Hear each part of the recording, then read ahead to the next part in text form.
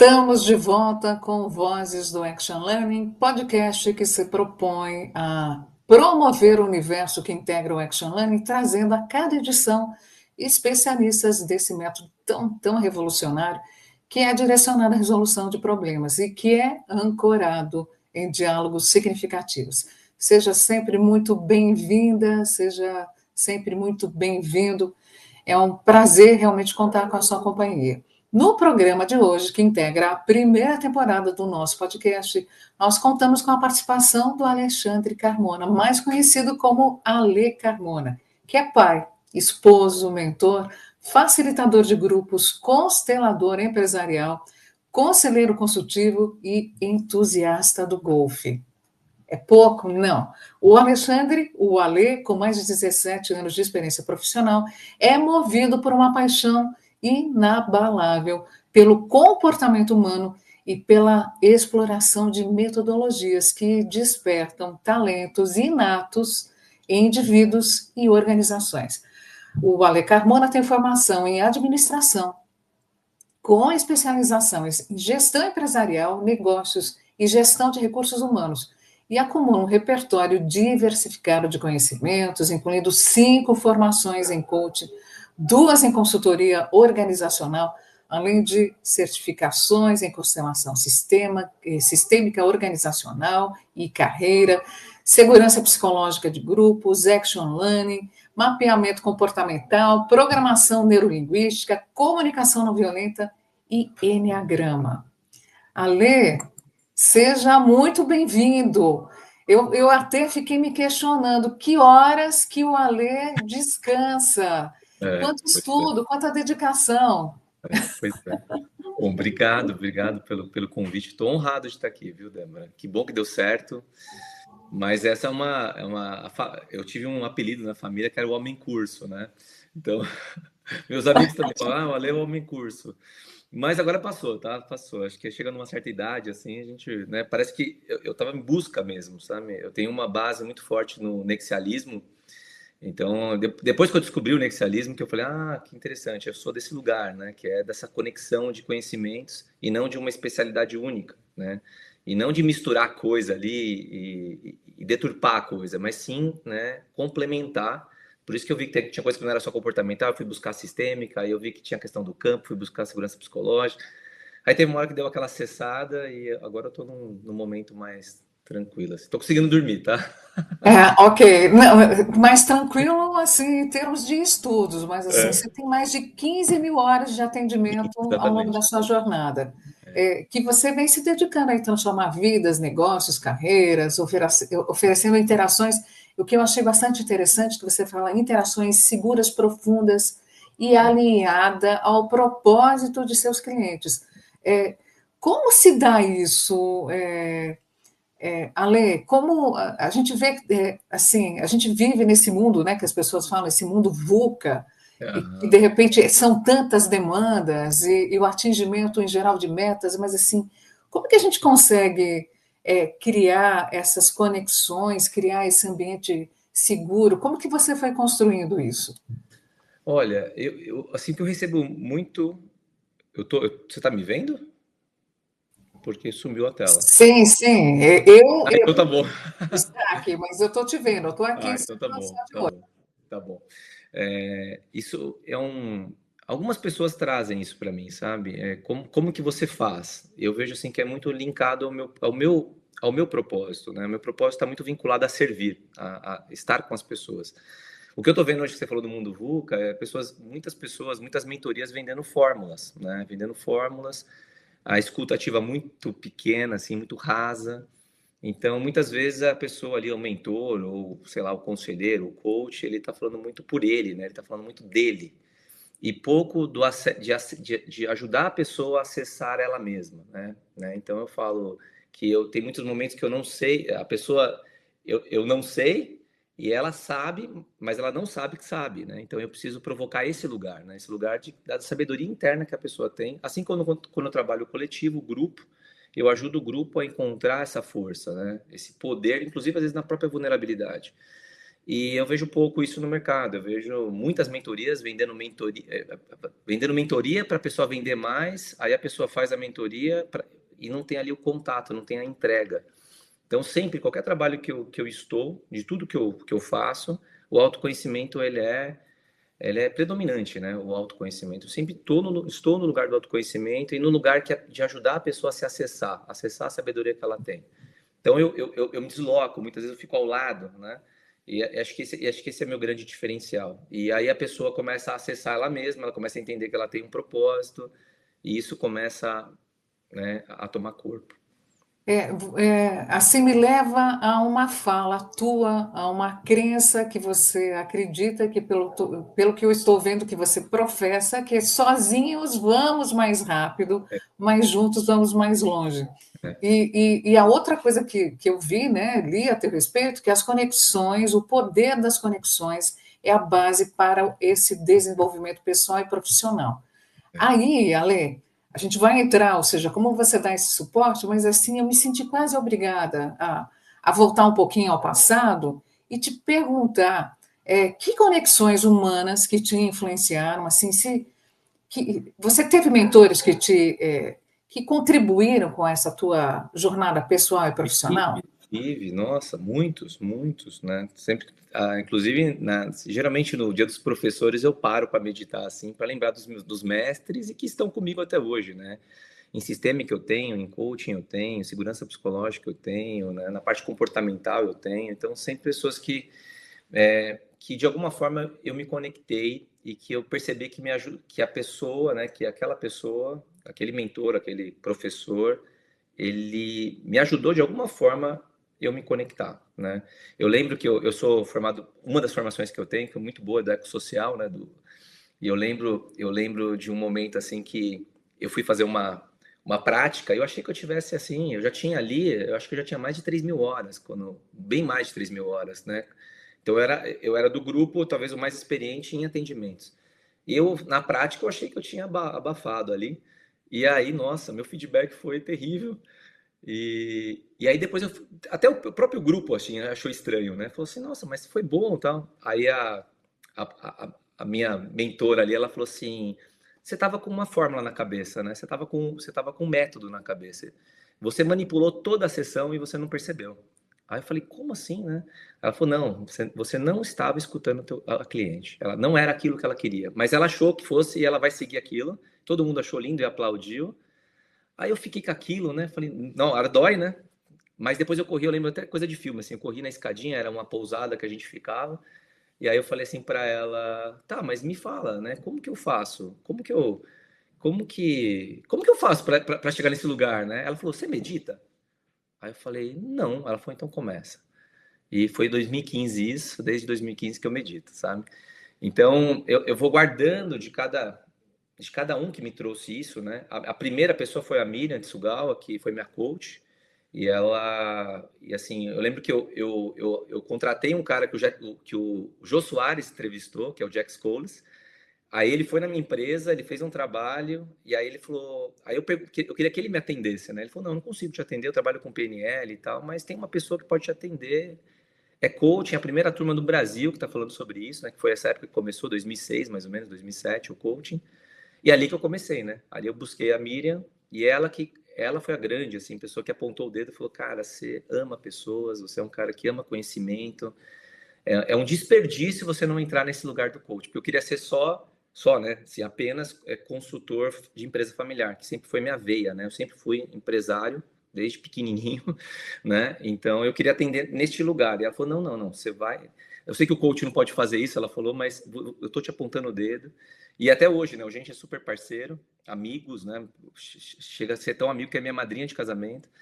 E são essas pessoas, sabe? Que vai chegando na tua vida e a gente vai se transformando e precisa honrar isso, né? Precisa sempre honrar muito isso.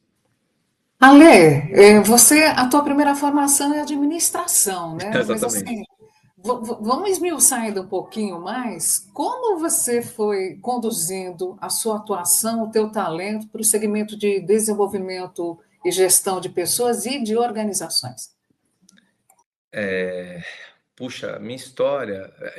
assim, eu sou um case, né? Porque eu fiz engenharia e parei, né? Fiz engenharia por 2 anos, aí parei acho que com 19, alguma coisa assim. Depois eu fiz farmácia e bioquímica, assim, empreendedor mesmo. Porque eu fiz farmácia porque eu queria empreender em farmácia de manipulação na época que estava começando.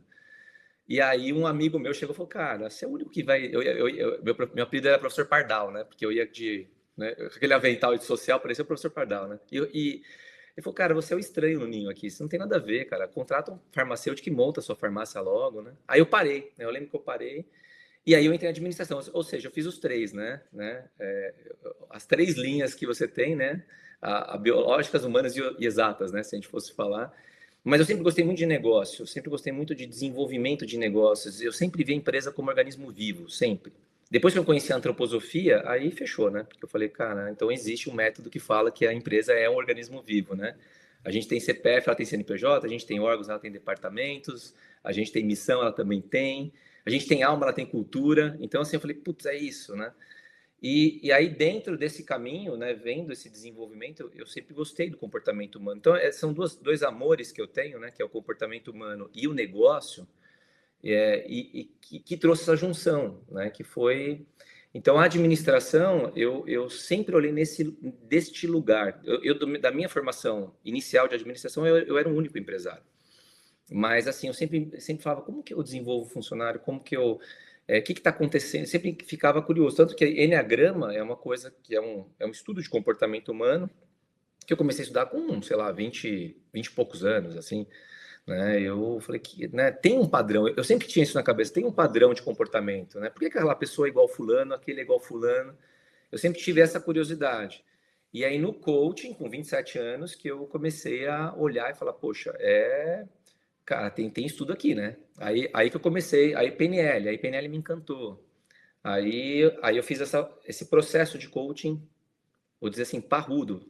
Nesse processo de coaching, minha vida mudou absurdamente, em termos de relacionamentos, em termos de visão.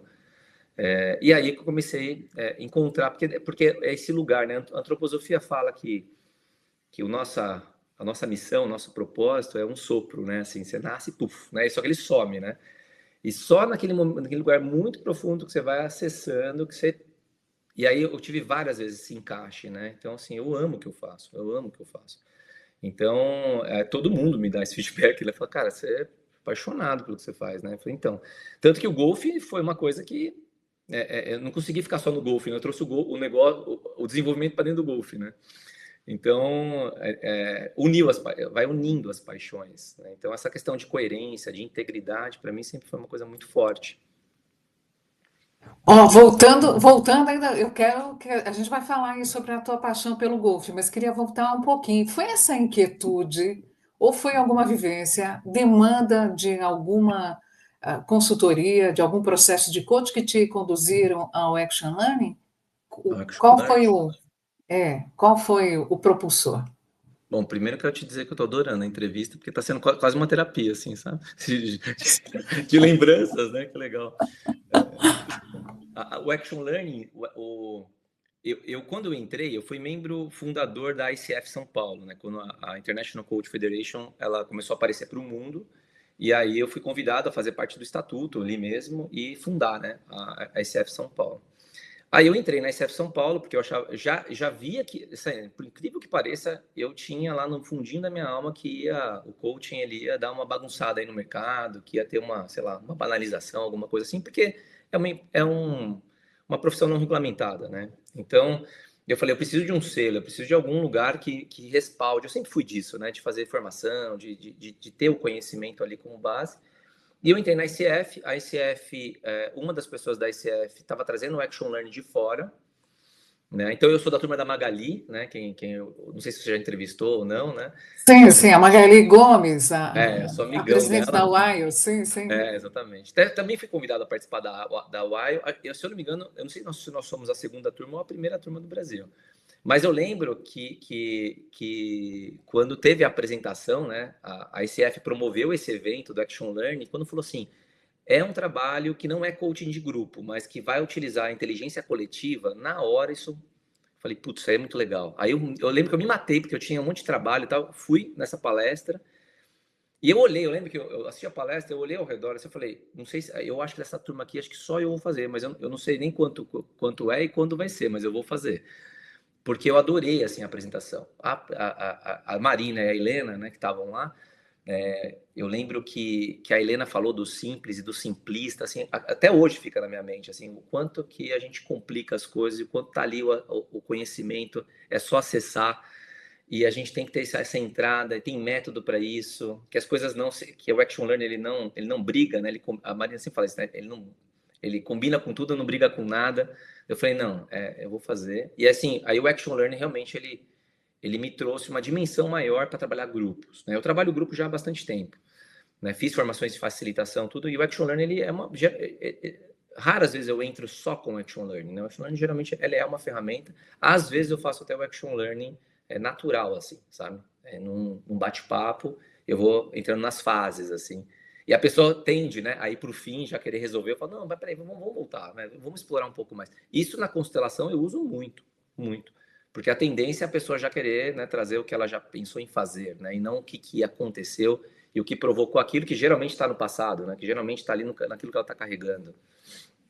É importante reter, né? Ou seja, sedimentar, né? Antes Exato. de avançar É, para o final, conter né? essa ansiedade nossa de dar pitaco, né? De querer já resolver e a gente nem entendeu ainda, né? Então, assim, para mim, então assim, o Action Learning, quando ele apareceu para mim, ele foi de uma forma mágica, assim, sabe? Eu fiquei encantado com o Action Learning. Assim, só que Action Learning Coach, né? Assim, para você vender a gente brinca da sopa de letrinhas, né? Então, hoje, quando eu falo, olha, eu trabalho com método ágil para resolver problemas em grupo, problemas urgentes, importantes e tal, mas sempre fez parte, né? Então, eu estou numa consultoria hoje, eu uso, eu estou numa facilitação de grupo, eu uso, eu estou num projeto do Golf, eu uso, né? Então, ele entrou mesmo, ele encaixou. Então, eu sou, de fato, né, um fã do método, né? Acho um método muito bem desenvolvido mesmo. Voltando ao golfe, na tua participação, você é um dos coautores do livro do Problema Solução, volume 1, né? Você traz a história do Brasil Golf Business. E aí que você traz toda essa inter-relação do golfe com Action Learning.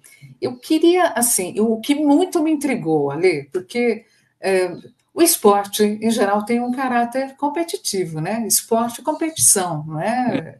É, E o golfe também, acredito eu, que não foge dessa premissa. sim. Acredito que tem até essa retenção que a gente está falando, né? Porque tem várias etapas ali, né? Os buracos. Mas, assim, como tornar um ambiente competitivo e um espaço de conexão genuína e colaboração? Ou seja, quero que você fale como é essa história do Brasil Golf Business e como é esse processo de transformar o esporte e além dele em si, além da competição. Por favor.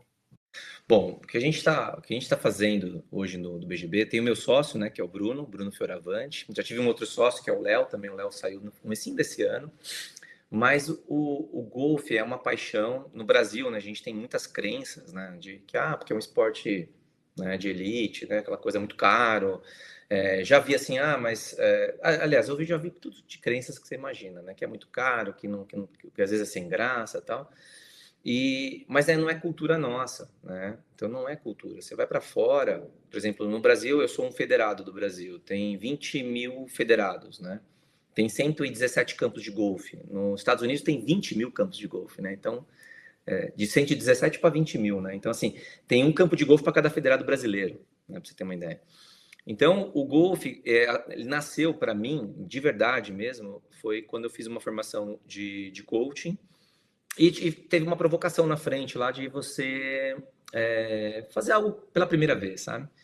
E aí eu falei, pô, pela primeira vez, eu já tinha pisado no campo de golfe, e olha só, a crença minha é que aquilo não era para mim, né? Porque era muito caro, porque era muito elitizado e tal. E eu tive essa própria crença, e eu me afastei. Aí quando eu tive essa provocação, eu falei, não, eu vou lá naquele campo e vou ver se tem aula para fazer. E fui mesmo, segui minha tarefa bonitinha e fiz. E assim, hoje quando você fala em biomecânica, né, a questão do movimento em si e da precisão, ou seja, a complexidade da biomecânica e a precisão é o esporte mais técnico do mundo, né? Então é um esporte para a vida inteira, é um esporte que esfrega o erro na tua cara, assim. Então lidar com o erro não tem nenhum outro esporte que vai colocar você mais em relação ao erro. Você tá batendo bola bonitinha, ela tá indo reta, às vezes tá subindo, põe um lago na tua frente, pum, parece que tem um magnetismo na água, assim, que puxa a tua bola. Por quê? Porque entrou uma crença, entrou um sabotador na tua cabeça. E eu comecei, como eu venho desse desenvolvimento humano e organizacional, e quando eu mudei na pandemia, eu saí de São Paulo e vim para o interior, estou aqui em Indaiatuba hoje. Aí, eu, dentro de um trabalho social que eu estava fazendo para empresários, uma pessoa mudou para Valinhos, eu falei, poxa, eu vi que dava, né? E que era possível naquele momento, qualquer coisa eu voltava e fui para Valinhos. E lá, em Valinhos, eu falei, poxa, agora eu vou começar a treinar, porque aqui tem campos, né? Na região que tem mais campos de golfe e mais contato com a natureza. E eu comecei a treinar e falei, não, agora eu vou dar conta disso, né? Eu vou treinar uma vez por semana, pelo menos, e vou jogar uma vez por semana. E comecei a treinar. E assim, é muita persistência. Por isso que nos Estados Unidos, quando alguém faz uma entrevista e o cara fala que joga golfe, ou a pessoa fala que joga golfe, ele pergunta qual que é o teu handicap, para ver quanto tempo você tá aguentando jogar golfe, porque é um esporte que exige muita dedicação, muita mesmo. E eu fui, eu comecei a participar de torneio, comecei a ganhar torneio, né? Comecei a me motivar, eu sou competitivo. E aí eu falei assim, puxa, que legal. E aí eu mudei para Indaiatuba, e aí, então assim, eu vou fazer 4 anos de golfe agora, né? No final desse ano, dia 31 de dezembro, eu faço 4 anos de golfe que eu treino mesmo, porque eu tive contato foi em 2016.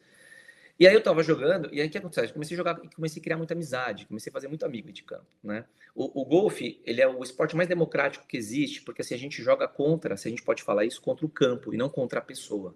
Isso é muito legal. Ou seja, por exemplo, pode vir um Tiger Woods, o Tiger Woods é o mais conhecido, mas hoje por exemplo, é o Roy McIlroy, né? Que é o cara do golfe hoje, né? Ou o Scheffler, por exemplo, que é um cara que eu admiro muito. Esses caras são os caras maiores, mas vamos falar de Tiger Woods. Ele chega aqui em Dayatuba e quer jogar contra, né? Quer jogar comigo, mas valendo ali, né? Um torneio. Ele é um handicap zero, ou seja, ele joga os buracos que o campo pede. O campo pede 72 tacadas. Ele joga 72, ele é handicap zero, né? Um novato é handicap 40. Então, no final do jogo, você joga igualzinho, né? Como a gente brinca, né? Pau a pau ali, joga, né? Valendo mesmo. Chega no final, o novato vai abater 40 tacadas, ele vai abater 0. Se ele for um handicap 8, ele vai abater 8. Né? Eu, né, cheguei agora a 16. Minha meta do ano que vem, do final do ano que vem, é 14. Pra você ver como demora para você baixar. Então, eu sou 16. Eu jogo 16 tacadas acima do Tiger Woods, por exemplo. Então, se eu jogar, se perde 72 tacadas o campo e eu jogar 88 e ele jogar 73, porque o golfe é quem joga menos, né? Se ele jogar 73 e eu joguei 88, eu vou bater 16, né? Então eu vou ficar 72, ele vai ficar 73. Eu ganhei dele. Então, por isso que é um esporte. Quando eu olhei isso, eu falei, meu, isso aqui é um esporte de networking mesmo, né? É um esporte de você conhecer, porque você pode jogar com qualquer pessoa e a pessoa vai jogar o melhor dela. Né? Se é tênis, não. Tênis a pessoa vai ficar brincando. Eu adoro tênis, mas a pessoa vai ficar brincando com você, porque não tem como.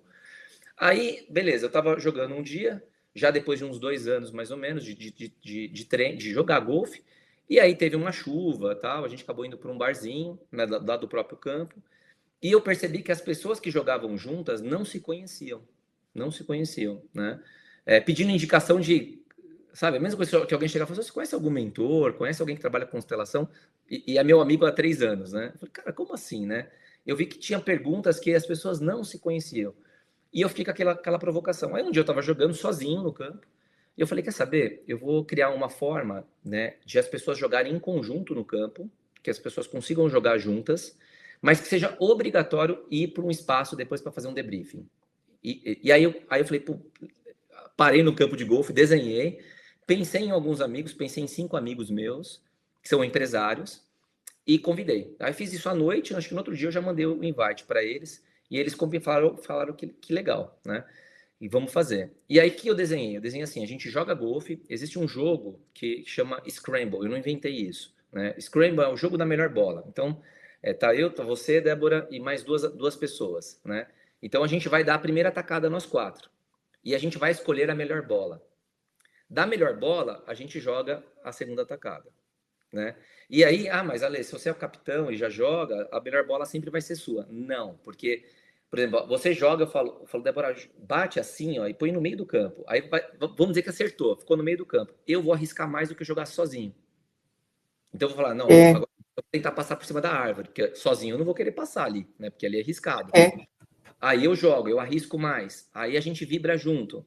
E aí, às vezes eu jogo mais longe, mas minha bola fica atrás de uma árvore. A sua tá mais pertinho, mas tá no meio do campo. Ou você acerta uma bela bola e passa a minha, como já aconteceu várias vezes. E aí, meus recordes é assim, entende? Jogando em conjunto. Chama Scramble. E aí... Interessante, né? Porque dá uma questão de integração e Total, também de equidade, né? equidade. Eu tenho um diretor que eu dei de presente para ele eu fiz uma sessão com ele e depois eu dei uma aula de golfe para ele com um professor no espaço. Ele apaixonou pelo golfe. Ele fez 40 aulas para poder ir para campo. Né? O que a gente faz? O BGB, o que ele faz? Ele pega a Débora, que às vezes nunca, não sei, não te perguntei, mas vamos dizer que você nunca tenha dado uma tacada no campo e coloca você no campo de cara. É como se pegasse assim, tirasse as rodinhas da bicicleta, colocasse você e falasse, vamos andar. Então, essa experiência é única no mundo. A gente pesquisou, ninguém faz o que a gente faz. Ninguém faz. Então, o que a gente faz? E aí, aquele grupo, o que acontece? O grupo, hoje a gente está numa célula nossa, a gente está com 32 empresários e empresarias, tá? Porque eu estou levantando muita bandeira da mulher aqui, né? Então, assim, um dos nossos objetivos é incluir a mulher mais para o golfe, porque é um esporte que realmente puxa para esse lado mais, eu não gosto de falar essa palavra, mas machista mesmo, né? Então parece que é mais dos homens e assim é um esporte que as mulheres amam quando elas conhecem e também para as crianças. A gente está com essa missão de trazer. Então, quando eu tenho lá essa célula de 32 pessoas, eu sou o curador. Como eu trabalho com comportamento, eu olho para a parte do comportamento e vejo assim qual é o grupo que tem que jogar junto. E também olho as empresas que essas pessoas têm. Então, e coloco no campo para jogar. Então, por exemplo, com 36, a gente tem 9 times. Né? Então, por exemplo, os meus convidados, geralmente, se você vem, você já é uma convidada minha aqui para participar, tá? Você vai jogar no meu time.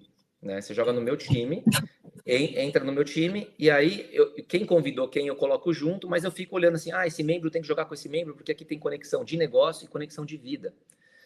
Aí a gente fala assim, né, que no Brasil, quando a gente quer conhecer alguém melhor, a gente sai para jantar ou almoçar, né, para ver como a pessoa se porta à mesa, como a pessoa lida, conversa com o garçom.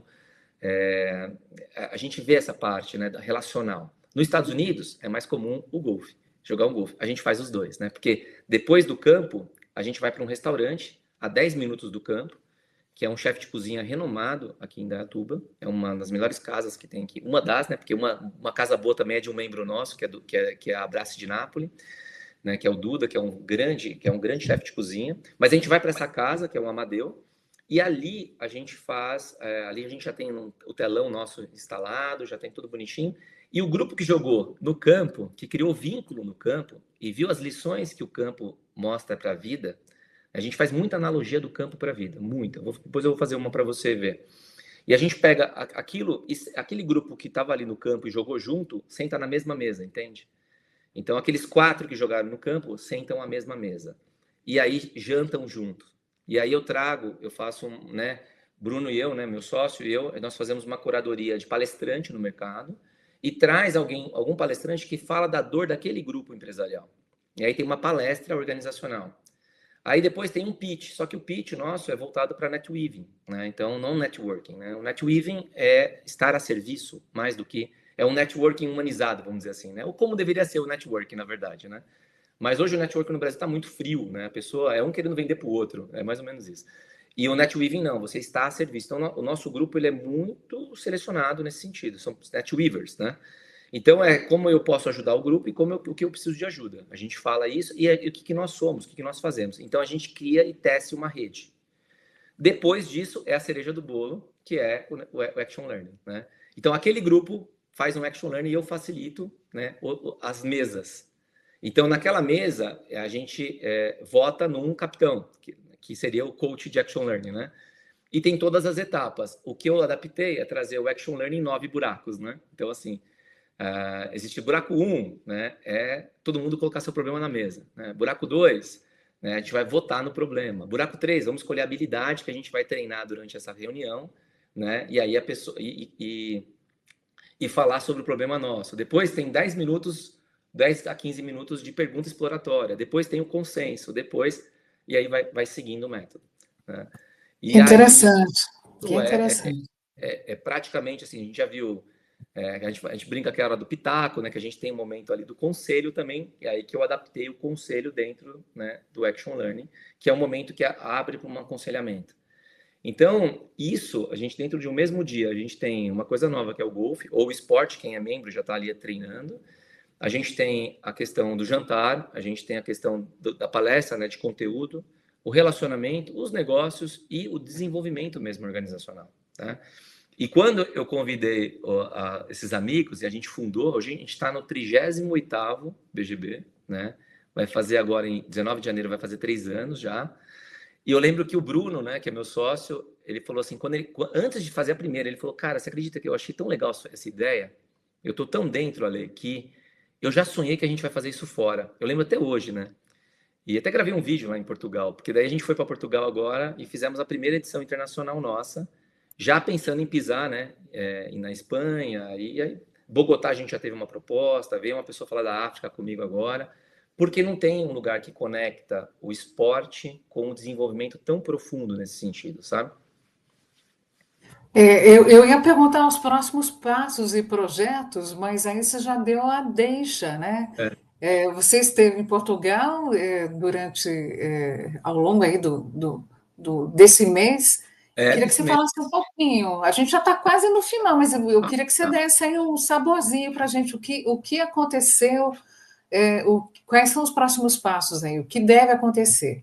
Então, inclusive assim, eu estou saindo daqui para uma reunião, né, de planejamento estratégico para o ano que vem para falar justamente disso, né? Teve um aceite muito grande em Portugal, teve mais brasileiros empresários lá que se identificaram do que os próprios portugueses, que a gente ainda não tem ali tanta, né, tanta aderência, mas tiveram portugueses ali, né? Então, foi assim muito leve, foi muito bacana os brasileiros, assim, eu falo, cara, que maravilhoso isso. A gente nem sabia que tinha campo de golfe aqui, sabe? E é uma cultura de Portugal. Portugal foi já citado como um dos melhores destinos de golfe do mundo, né?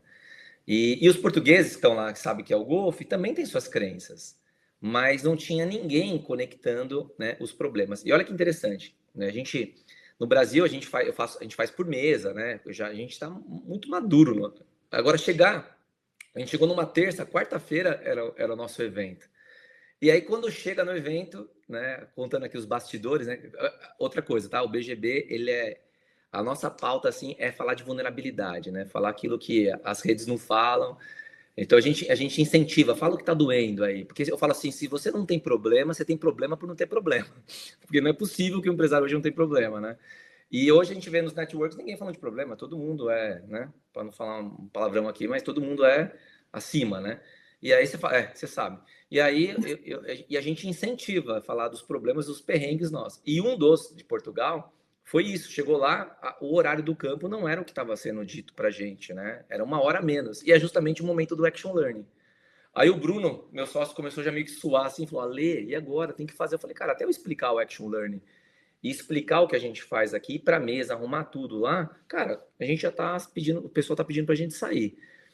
E aí, eu falo, um dos nossos grandes segredos, assim, é saber fazer, que acho que ninguém consegue copiar, a não ser que seja da nossa tribo, é saber criar campo seguro, né? Criar um campo seguro e trabalhar o acolhimento. Isso é o nosso forte.